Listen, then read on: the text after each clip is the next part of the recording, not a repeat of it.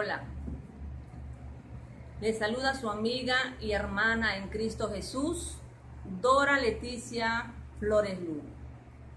Todos sean bienvenidos al canal de los cantos y reflexiones, El Estatero Escondido. Hoy vamos a meditar en nuestra quinta reflexión. Ya nos habíamos tardado un poquito porque estábamos haciendo algunos detalles para mejorar. Y hoy pues estamos ya presentes con el tema que se titula Las respuestas provienen de Dios. Repito, las respuestas provienen de Dios. Y está basado en el texto de Proverbios 16:1 que dice de esta manera: del hombre son las disposiciones del corazón, mas de Jehová es la respuesta de la lengua. Quiero comenzar con una anécdota de mi infancia, una pequeña anécdota que pasé durante yo era niña. Yo me crecí en un pueblo llamado Tila, Chiapas, en donde sus costumbres, sus tradiciones están basadas en una imagen llamado el Señor de Tila. Yo fui instruida, me enseñaron que era Dios y pues esa fue mi infancia, como los adultos me enseñaron, como mis padres me enseñaron. Entonces un día de pronto nos enteramos que una familia completa donde estaban los niños con quienes jugábamos en ese entonces, se habían convertido al Evangelio. Nota, yo en ese tiempo no sabía qué era convertirse al Evangelio, yo no sabía qué era la Biblia, yo no sabía nada del Dios verdadero, yo no sabía nada, era una niña. Solo sabía lo que los adultos, de lo que los adultos hablaban, de que se habían cambiado de religión, o sea, se habían vuelto protestantes. Y como niños, pues ya los mirábamos como niños diferentes. Ya no queríamos jugar con ellos. Y como vivíamos cerca de una escuela donde había una canchita, un campito ahí, pues casi todos los días íbamos a jugar. Los niños evangélicos también llegaban. Sí les dábamos oportunidad, pero cuando ya no había más chamaquitos, entonces pues ni modo, teníamos que meterlos. Ellos formaban su equipo contra nuestro equipo del barrio donde yo vivía. El asunto era que cuando terminábamos el juego, terminábamos peleando como niños, como siempre lo hacen los pequeños. Pero dentro de nuestro pleito, de nuestra discusión, sacábamos nuestras creencias, que ni sabíamos de eso, pero nosotros hablábamos de eso. Y yo recuerdo que a estos pequeños evangélicos yo les gritaba de coraje: protestantes, quemasantos. Y estos niños no se dejaban. Y también me contestaban y me decían: ¿y tú? Tú eres católica. Tu Dios se quiebra y no tiene poder. La verdad que yo prefería cualquier otro insulto, pero menos que alguien me dijera que mi Dios no tenía poder. Ahora entiendo la gente que vive encerrada en la idolatría, el dolor, el coraje que sienten, porque yo era niña y sentía coraje más bien. Y lo que hacía en esos momentos cuando estos niños me gritaban de esa manera, era que yo iba tras ellos y les daba una corretiza y los alcanzaba y los golpeaba. Pero no los golpeaba hasta hacerlos sangrar. Mientras no sangraban, yo no los soltaba. Recuerdo claramente que estos pequeños se levantaban llorando, limpiándose la sangre de la nariz y se iban a su casa. Nunca entendí por qué los padres de estos pequeños no se quejaron, al menos como otros padres que se quejaban, y yo sí recibí castigo. Pero de parte de estos pequeños yo nunca recibí un castigo por el mal comportamiento que yo tuve en ese entonces. El único castigo que llevo ahora como adulta es recordar lo que hice, porque sí, para mí fue algo muy doloroso.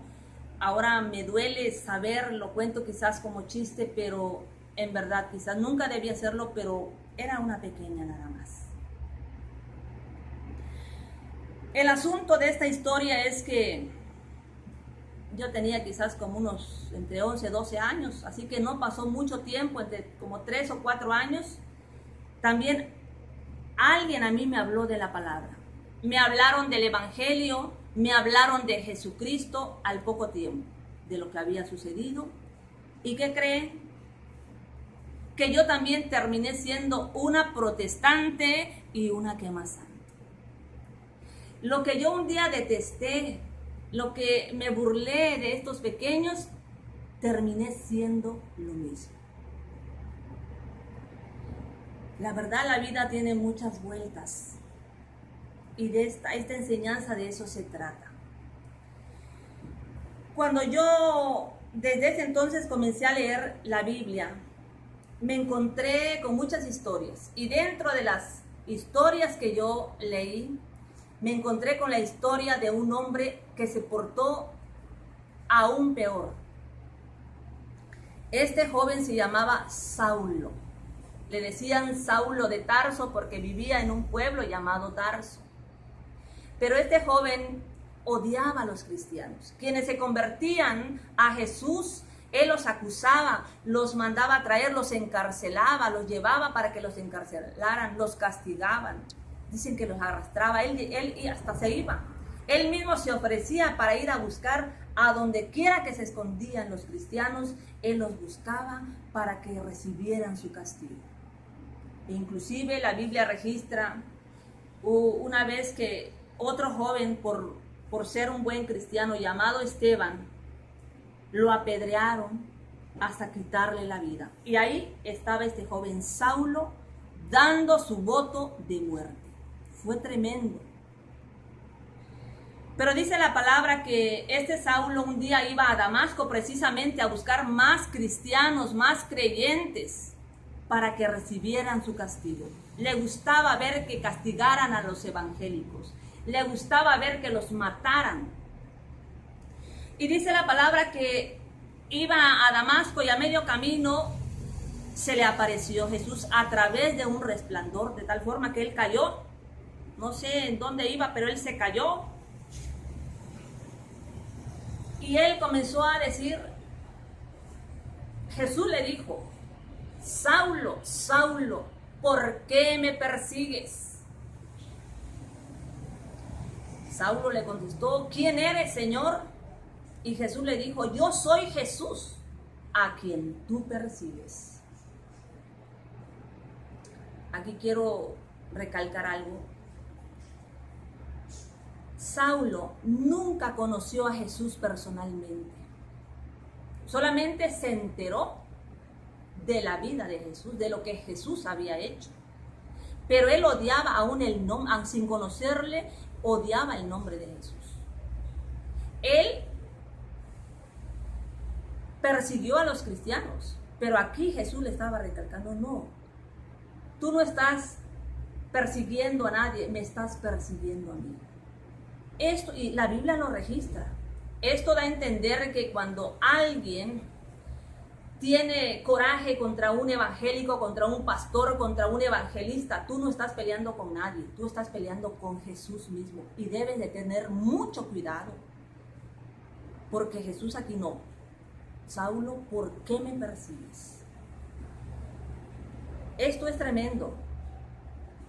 Tener coraje contra un cristiano es tener coraje contra Jesús mismo. Esto es bíblico. ¿Qué hizo Saulo? Hizo lo que Jesús le dijo. Porque él dijo, ¿qué quieres que yo haga? Se le dio instrucción y él fue e hizo lo que Jesús le dijo. gracias a Pablo, porque después de Saulo se convirtió Pablo. Pablo significa en hebreo pequeño. Después de ser un gran perseguidor, él llegó a convertirse en el apóstol San Pablo. Y este hombre fue designado a predicar a los gentiles. Gracias a Pablo, nosotros conocemos el evangelio, porque nosotros somos gentiles, no somos judíos. Pero este varón, su misión fue predicar fuera de los judíos. Y por eso el evangelio hoy conocemos. Pues bien, ¿qué relación tiene esto pues con el tema que estamos viendo? La moraleja que podemos sacar de esto es que si alguno de ustedes, tu amigo, amiga que me estás escuchando, si tú eres una persona que tienes en poco a los evangélicos, que los repudias, los rechazas, te burlas, no soportas a los evangélicos, a los cristianos, como yo un día lo hice, como el apóstol Pablo un día lo hizo. Pon atención en ese comportamiento que tú tienes. Y te voy a decir por qué. Porque eso significa que tú tienes un gran potencial que Dios quiere usar para su gloria. Es posible que tú tengas el don de profeta, el don de sabiduría, el don de enseñanza para ser un gran maestro de la palabra, un pastor, un evangelista, un misionero. O posiblemente seas un gran músico, un cantante, o tengas el don de discernimiento, de milagro, de sanidad. O tal vez tengas el don de ser un gran líder, pero en las manos de Dios. Tú no lo sabes. Porque ese es el problema, porque casi nadie sabemos lo que traemos por dentro. Pero hay alguien que sí lo sabe y que conoce el potencial que hay dentro de ti. Pablo no sabía, Saulo no sabía, él era un hombre muy malo, pero nunca se puso a imaginar que si él ponía su vida en las manos de Dios, él iba a llegar a ser un personaje grande como lo fue. Dejó de ser Saulo para convertirse en el apóstol San Pablo. Por eso Proverbios 16:1 dice, del hombre son las disposiciones del corazón, mas de Jehová es la respuesta de la lengua. O sea que nosotros tenemos capacidad de decidir. Pablo decidió ser malo, perseguir a la iglesia, pero Dios tenía otros planes con él. Eso es lo que va a pasar contigo. ¿Rechazas el evangelio? ¿Rechazas a los cristianos? Muy pronto Dios puede bendecir tu vida, solamente que tú confíes en Él. O sea, que los planes que tú tengas a futuro, mejor deja que Dios las use o las lleve a cabo. Y de esa manera tú podrás conocer el propósito que Dios tiene contigo. Que Dios te bendiga y nos veremos en el próximo video.